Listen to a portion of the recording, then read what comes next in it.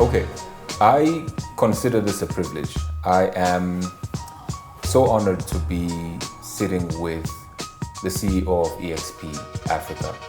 She is someone I consider to be a corporate icon, has 30 years of experience in the experiential and sponsorship game. She has been super influential in growing this business in 19 African markets. She is the chair of the Africa Soft Power Project. And there are very few times I see someone operate with such a sense of clarity. When I interact with her and her team members, I get the sense that she has this incredible ability to get people to focus on a common cause, which is also something or an organization that she supports. Ladies and gentlemen, the remarkable Carol Abade.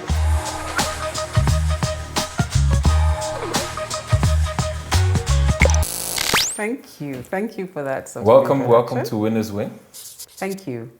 How's a typical week look like for you? Oh, this week's been fantastic. Okay. I've had late morning starts, no meeting requests, Really? except yours. Okay. So I've had a really good meeting. I feel great. I made it onto the roster. Last week was murderous, but Was mad. yeah, this week was good. This week was good. You're between how many cities generally? Actually, my travels come down a little bit. Okay. I think the real focus right now for me is Kenya. Okay. And Nairobi is now home over the last 7 months. Oh, wow. But before that, obviously our operations are in some of the bigger markets, Nigeria. So spent some time in Lagos, some time in Johannesburg, Accra, Lusaka, where you were recently. Yes. And Nairobi as well. And Nairobi. What prompted, if it's not too personal, what is the reason you've now moved fully to Nairobi? So I think one was an opportunity. Okay. And the other was a challenge that presented itself as an opportunity. Okay. And so I took the call to be based out of Nairobi to just get a better sense and pulse for the business in Nairobi. Okay. But it's also home, and I had been away for a really, really long time. Yeah. So there was just that calling to say, what's happening in the city. Home as in that's where you're from, and so naturally you wanted to, It Yeah. wasn't just the potholes. No.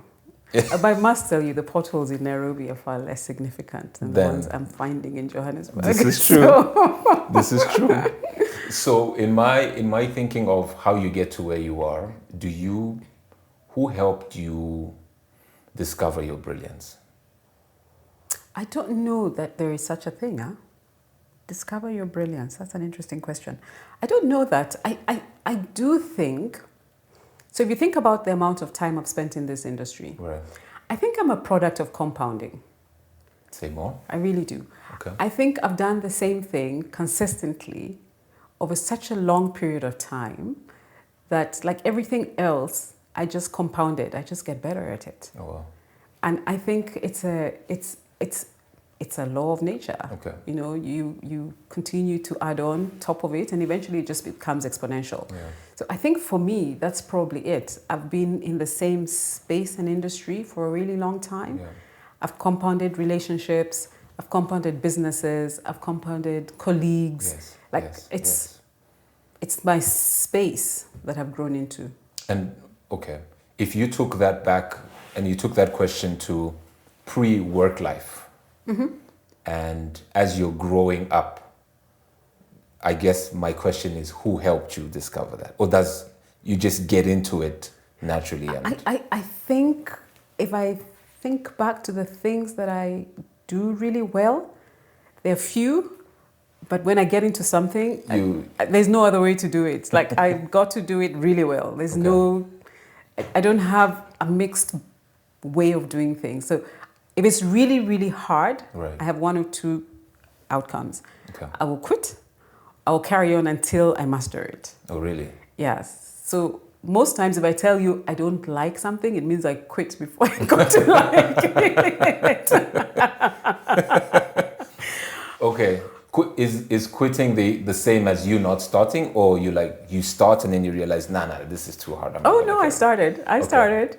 And then somewhere along the line, I was like, no, this one I can't stay with, Oh, really? you know. And so I give up somewhere along the way. What are some of those examples, if you can share? Of the things I quit. So I'll give you one that's really funny. So my son is now 13. Okay. When my son was, I think, about 5 or 6, you know, this boards became like a big thing. Right. And my son gets onto one of these things and he makes it look really easy. And I think, he can do it, I can do it. Skateboarding? Yeah, something it can't be that hard. Like, seriously, you know, let's try this thing. So we had the skateboard, we had the hoverboard, you know, we had boards. Okay. I think, yeah, let's try this thing. I tell you, it was impossible. Oh, wow. I just had no ability to balance on such a small little piece of wood. Yes. And eventually I quit, you know, Okay. and then I started to discourage my son because it was really good. Yeah, it was really good. This thing is dangerous. Enemy of progress. Did you fall? Because that's where the quitting a few comes times. From. What is what's the EXP origin story? You started an entity of your own and then you merged? So EXP is a long story because, in fact, before it was EXP, it had carried several names in the market. Mm-hmm. I joined that business. It was a South African-owned business that opened up way back in '95. Okay. And I think Kenya was one of the first markets that they came into. Mm-hmm. And I was, you know, employee number 10. Okay. Just gives you an idea of my consistency. Yes. And I stayed with it. Yeah. So was hired by the business, and you know we had a few iterations as the business was growing across different African markets. Yes. And simply just grew into the role and into the business. Okay. And how many years before you got to the CEO role did you work in the business? Good question. I became CEO in 2008. Okay. And I joined the initial business that started in 1995. Sure. So it was a long drive. So you are generally a very steady hand at things then. So if you like you were saying earlier, if you're consistent with something, then you remain consistent with it. As long as I'm enjoying it, I see no reason to change. Okay. But I also think it's the other way around. Is the longer you stay at something, the more you enjoy it. The more you enjoy it. Yeah. And the more you enjoy it, the better you get at it. So why leave it? Why quit? And it's got nothing to do with at which level you play the game. Because someone in maybe who does not see career progression may not feel like, I've been in this company for too long, that sort of stuff. Is it because you've been playing the game at the highest level that you feel okay? I think consistently I've been changing. Okay. I haven't done the same role, you know. I think CEO role is probably the longest time. But if I think about it, it hasn't been the same job from 2008 until now. You know, we've had like every business, you know, we've had hugely successful years. We've had years where, you know, we're going through crisis. We've had change in ownership. We've had buyouts. So every single one of those is just a different, it's a different skill set that you need to bring to the table as a leader, right? Yes. But you're still leading the business. You know, then you've got COVID. So I think people are different in that way in terms of what they're looking for in career. But I always tell the young people that, you know, at least stay long enough to be good at it before you quit. To find out if you're good at it before you quit. Yeah. How many people work in the business? So across all the different markets, I think we're upward now of 350, 360 on a permanent basis. That's amazing. Yeah, it's a big And business. what drives the expansion, or what drove the expansion? When you decide, okay, next market and then next market and... So some of it is, you know, I think the continent has a lot to offer. Right. Some of it is driven by client need. There's a problem in a market. The client says, hey, I've got a problem in this market. I need a reliable partner. Can you guys come on board? We look at it. It makes business sense. We'll go and do it. Some of it is just expansion of services. You know, we want to try and go into a different service area. Sometimes you're coming on the back of what already exists in that market. And you got to think whether this makes business sense for you. So a little bit geographic, a little bit opportunity investment, and where we think that, you know, we can really dominate the space. The space. Yeah. When you're expanding like this, how do you define the culture of the business? What we've become really good at over time as EXP, I think, is exactly that. We run a very autonomous culture. Okay. And the reason for that is I can't control what happens on a daily basis in every single market. Yes. I've got to trust the person on the ground to be able to do it. What I can control is, certain guardrails around what do we stand for, what do we believe in, and what do we value as a business. But ultimately, you've got to let the people do what they need to do. And getting the right people, to do it is your biggest task at that particular stage. So that the vision for the business is the same vision, whether you're in a Nigeria or a Kenya or a Uganda or Tanzania. The vision remains the same. Yeah. But the nuances in market can only be controlled in market. Yeah. I can't manage that. So I give people a lot of space Really? to run the business. A lot of space. I don't sign checks. I don't look at bank accounts. I don't do any of that stuff. I can't. I physically can't. You physically can't do that. Yeah. And so how do you then enforce a culture of autonomy? We're very systems driven. Okay. So systems and process is important. But we also recognize that all those systems and processes really around what do people believe in. Right. Like, why are they doing this? Experiential is such a hard job. You're constantly, if you're not fighting the client, you're fighting the environment. Right. You're always fighting always a something. fight. You're fighting the customer. It's a hard business. And so you've got to put your heart into it. Right. And so getting people who really understand that you've got to bring everything to the table. It's not just another job, because it's really tough. It calls crazy hours. Sometimes you're working flat out, Yes. most of your weekends. And you're constantly working very close to people. Yes. So you've got to be able to at least work with people you like. Yeah. I find that fascinating because most people who run large businesses in this market feel like if you don't have your finger on everything, things sort of fall apart. That's one. But two, your point around I don't look at checks, I don't look at bank balances. I don't think you survive for this long without governance. Yes. So how do you, So there's systems, What's that? there's Okay. systems and there's structures that are there to be able to help you be able to do that. So we have very regular interactions with my MDs, both from finance, people, everything. So we have monthly calls, we have quarterly reviews. We do all the good business practices that you should do when you're running a typical business. Right. Whether that business is, in a different territory Yes. or a different border, it doesn't matter.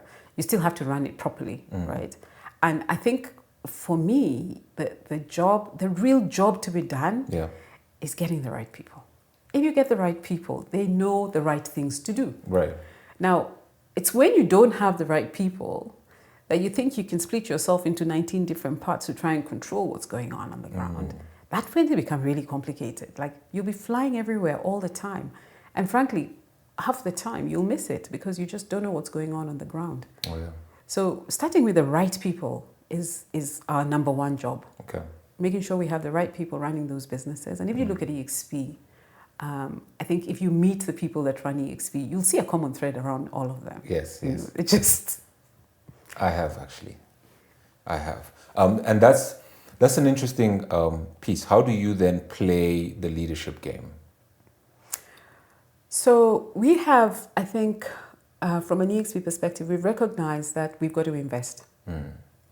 So we do a lot of in-house training. So right now we have what we call the EXP Academy. We run a leadership program for our next level managers because we believe that they'll be the future leaders of the business. Right. And we don't equip them with the right skills and the right competencies. We're going to promote them into a situation and then they're going to have to try and figure out their way, which doesn't make sense. Right. So we spend a lot of time in really trying to establish, what kind of succession plan do we have? Who are the future leaders of the business? And where we can, try and get them very quickly into those positions very early. Sometimes we get it right, sometimes we don't, It's like everything else. It's like everything else. And when you talk about this autonomous culture, I'm not saying the continent is inherently corrupt, but how have you managed or how have you taught your teams to manage the corruption you get exposed to as a business, if that makes any sense. Yeah. You know, the corrupt practices in the continent, actually, I think these days I kind of say that they follow different structures. Huh? Okay. And we're getting to the point where we're starting to even try and redefine what is corruption. What is corruption to begin with? Exactly. Right. So as a business, and if you go consistently across the continent, they'll tell you that we don't pay kickbacks for business. Yes. And this is a very difficult thing to talk about in this kind of session. Of course. You know, it's not everybody's favorite topic. Absolutely. But that's a policy. That's a policy we have, and everybody knows that's the policy. So what that means is that there are types of businesses that we will not do and we'll walk away from. Okay. Sometimes it's not necessarily because it's corruption. Sometimes it's just bad business. You're not going to make any money out of it. You're just going to get stress. You're going to put your people under a lot of pressure, and it's not worth it. And the optics are not good. Yeah, and it's not worth it. Okay. But I do believe, I really do believe, in all my experience, you know, nobody's ever asked me personally, as Carol Abade, for kickback, ever. Okay. In all my career, never. Never? Never. Or you just didn't hear them? Well, maybe they didn't speak that language. Or maybe I don't understand that language. Right. But nobody's ever asked me. What that says to me is that I think to a large degree, there's always an appreciation for good work. Right. To a large degree. Right. In terms of the type of clients we have and the type of business that we do. To a large degree, people want to do good work. And people respect you when you do good work. And so there's some things that will happen. I may never know them because I'm not there all the time. But I think our policy is very clear, and there's a big respect for that. Yeah. And so we find that the type of business that we do is just so that we can do good quality work.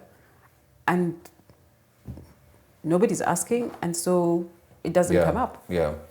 I really have a lot of a lot of respect, and I said it in my intro, and you're always showing it, this sense of clarity that you have when you're operating, especially on this continent, is, I think, something that's super impressive.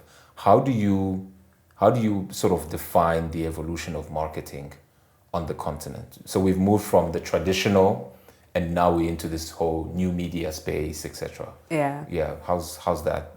I think when I look at it, I see marketing as very simple. Huh? Marketing hasn't changed for centuries. I think when Peter Drucker wrote the book, right, those principles, everybody must just continue reading that book. Like there's a few iterations, but the principles remain the same. The core principles remain the same in marketing. Okay. What's changing is the different media, and also what's changing is the amount of right now that we're seeing is the amount of information that is easily accessible, whether it's brand or non-branded information, right? That has an impact to how people are behaving. So what's our job as real marketers? Our job is really to understand the behaviors that we're seeing within customers in the way brands are interacting with them, and how to tap into those to become relevant. But you're still going to have to apply some core principles to it. Right. You know, just because, I don't know, you've got, nice funky colors and, a nice logo is not going to make you a desirable brand automatically. Yes. To this, this is the one thing my clients are going crazy about now. Everybody is all about Gen Zs. Right. I'm like, you do recognize that these people will grow older? Like, at some stage. Right. Their behaviors will change. Obviously. So what we need to really be worried about, or what we really need to be focusing is how much insight are we building into our current customers' behavior, so that we can tap into those things to make it relevant for them. And then we can then break into where do we find them? Same stuff. What are their touch points? Okay, so now they are heavily mobile. Before it was on television, now it's on mobile. So what do? You make sure that you're as efficient as you possibly can within that channel. Yeah. It's not that complicated, but we complicate it because first we've labeled it. So we've labeled all these consumers. Every time I hear a client now, it's like, you're not talking to the Gen Zs. Right. I'm like, what do you mean? Like, there's a group of, this is a psychographic that you've now created. Right. and it's an age profile. And we now have to find a way to be able to appeal to them. And we can only appeal to them when we start to understand the insights and the things that are driving them. So I think where the continent's changing a lot is access to information. Right. Access to information, the internet, technology is moving at a pace. Even we're catching up quicker with technology than before within the continent. And that is really requiring a much quicker pace in which marketing as a discipline needs to move. And I think that's where the gap is. Yeah. The discipline is falling apart because it's not keeping in touch with the way consumers are moving and interacting with brands and products and information. Marketing as a discipline is falling apart. As a discipline. Oh, really? As a discipline. You have this deep focus on experiential, but so the Gen Zs have this, they've been branded the disconnected generation. So how do you... What are they disconnected from? They're disconnected from in-person interaction. They are called the lonely generation. They're called the generation that no longer knows how to interact with people unless we are in an online setting. And I can see my nephew lives in that world as well, by the way. Yeah, but when you get him out, he's just a normal kid. He's very functional. Else. Very functional. But the data says otherwise for the broader... I do think, yes, there is that idea, and it is true. You know, devices have kind of taken over their lives and everything is happening on devices. Now, what's your job as a marketer is to understand what are they doing on that device? Right. Where is it that you can start to interact with them in a way that is relevant and meaningful, even if they're using mobile? Because to me, mobile is just another form, another channel in which you can reach people. So how are we creating experiences? You got to create experiences both on mobile, but you got to create experiences off mobile. Online and offline as well. Online and offline. Got you. Because they do have a life beyond devices. Like, you know, we talk about it as if these kids don't go to school, these kids don't interact, these kids don't play sport, these kids don't go to the mall. They do all those things, you know. Yes, it's heavily mobile when they're, you know, sort of at home. But I even think that's going to change over time. There's a lot of conversations now around the impact of devices on this, you know, sort of young and younger. Yeah, group of consumers.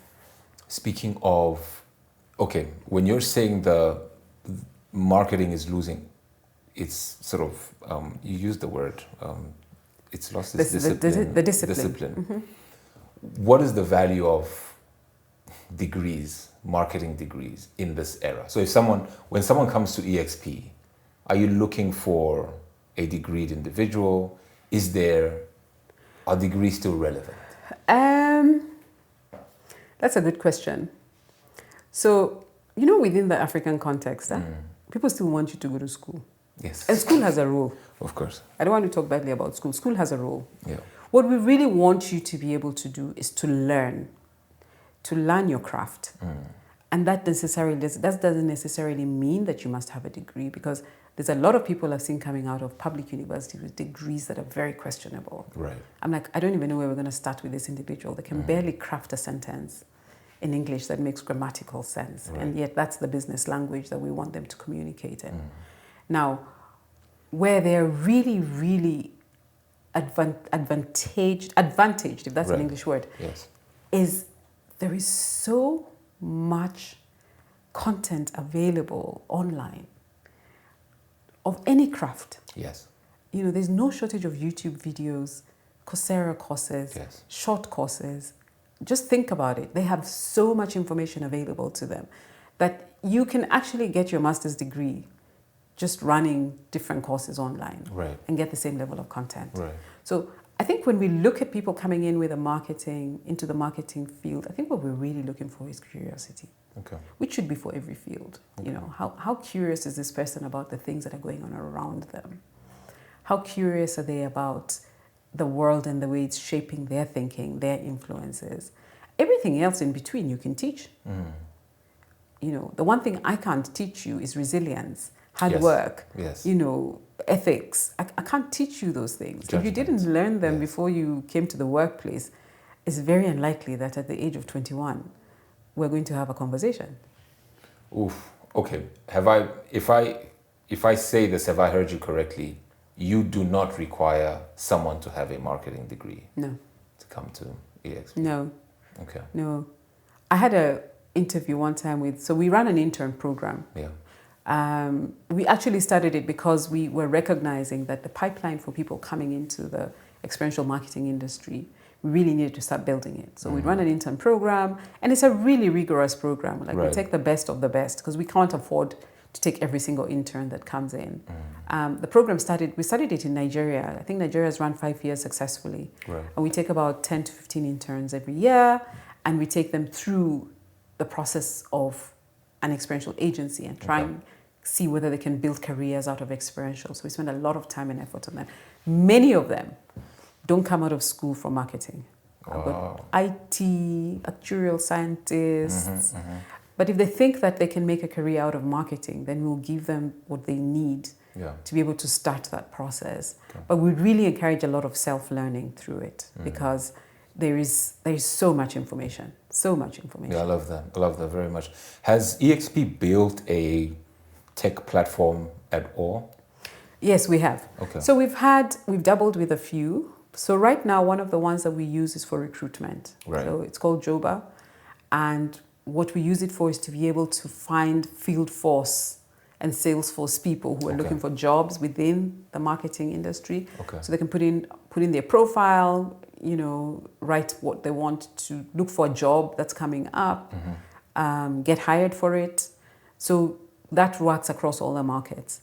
And it just really helped us start building a pipeline of young people that can want to build a career, whether it's a film marketing career or a sales marketing career within the experiential industry or anything. Sometimes it's DJs, musicians.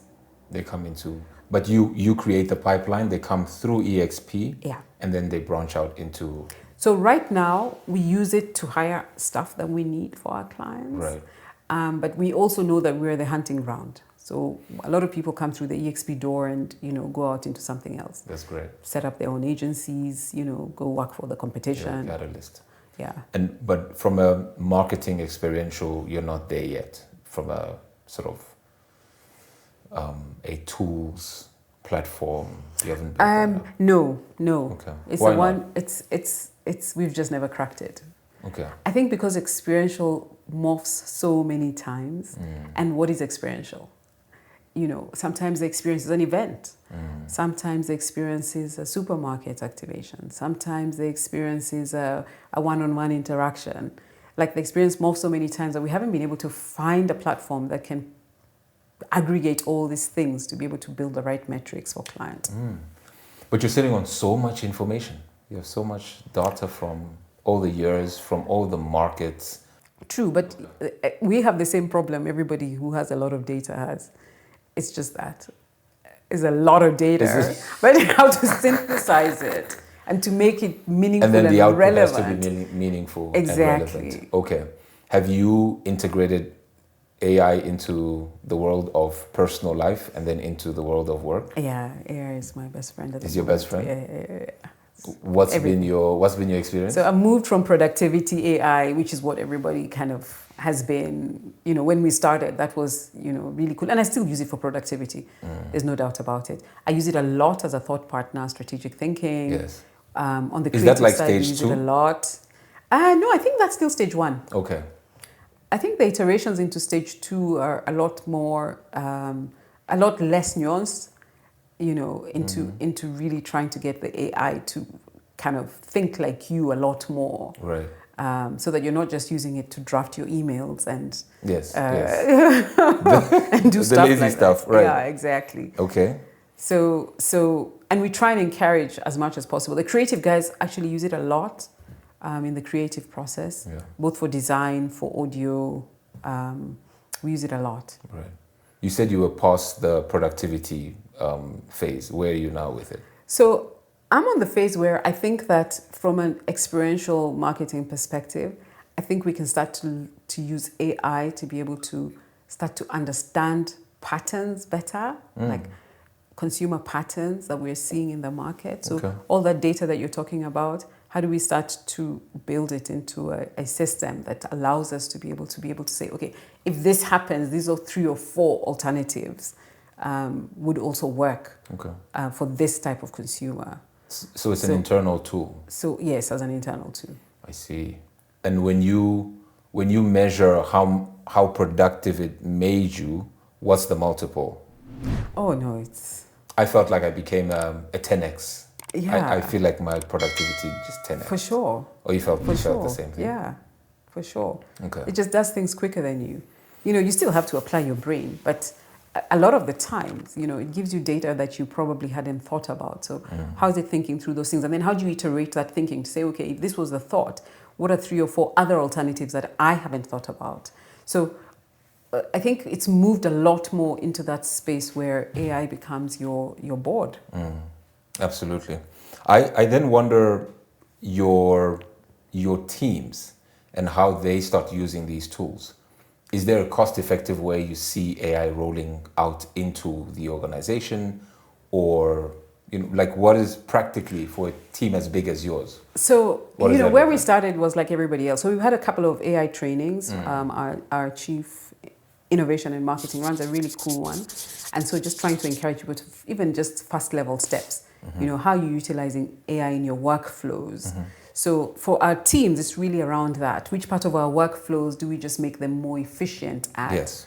What is the work that AI can do that they're spending huge amounts of time reporting, data management systems? Yeah. You know, where can we play with it? And then how do we make it easily accessible to everybody? So Microsoft Autopilot is the easiest one. If you're on 365, it's fantastic. Yes. You know. Yes. And it then allows us to make it available to every single member of staff that's on 365. Oh, I see. Okay, so and that's the a suite. lot more affordable. Yes. Yeah.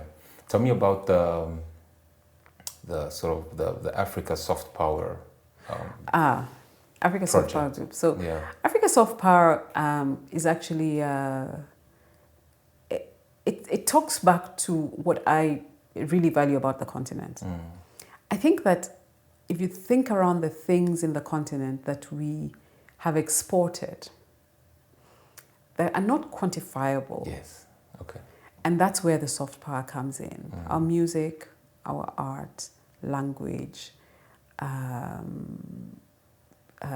just think around that fashion, yes, creative space.